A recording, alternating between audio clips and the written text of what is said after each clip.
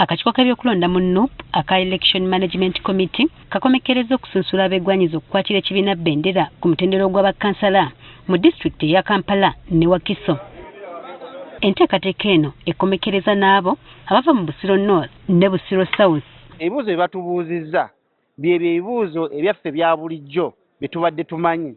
Makisana ngafuna wanero nekaga ku ground nekakasa nti ndirina kubanga mpeereza bulungi. Basinziira ku ki ky'okoledde ekibiina n'abantu b'okiikirira. Ku lunaku lwokutaano olwa wiiki eno akakiiko kagenda okutandika okutalaga ebitundu by'eggwanga ebirala nga basunsula abeegwanyiza okukwatira ekibiina kino Bendera.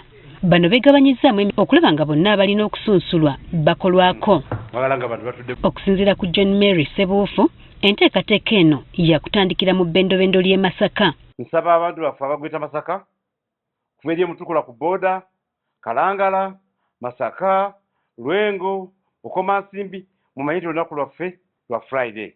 Oluvannyuma bakweyongerayo mu disitulikiti y'Empigi kw'ossa ne Gomba. Tujja tulinawo Gomba, tulinawo Butambala n'Empigi district eyo sub region eyo.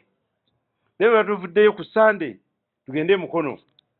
Mukono mugimanyi bulungi, eri Mukono, Buvuma, Buyikwe, ne Mukono yennyini nga district.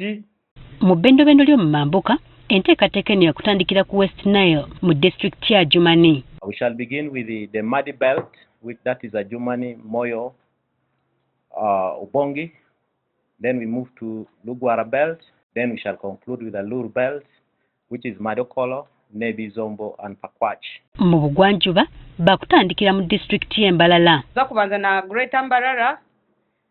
District says zirimu Greater Mbarara ne Mushanju. Ntuza kuba tukitamya ali Mbarara City. Then Greater Bushenyi. Ntuza kuba tuli muri Bushenyi.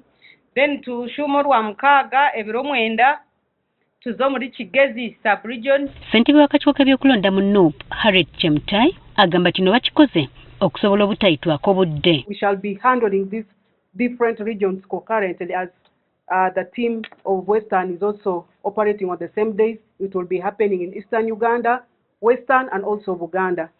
So we want to encourage also our supporters and people who are still interested in running under NUP tickets that we shall receive them. They should also use that opportunity that the commissioners will be in their respective sub-regions to come in for those who have not submitted. So we are still allowing expression of interest forms. Okusinziira ku kakiiko kano, oluvannyuma lw'okusunsula bakkansala bakutandika ku bassentebe ba disitulikiti ng'ennaku z'omwezi 15 omwezi guno.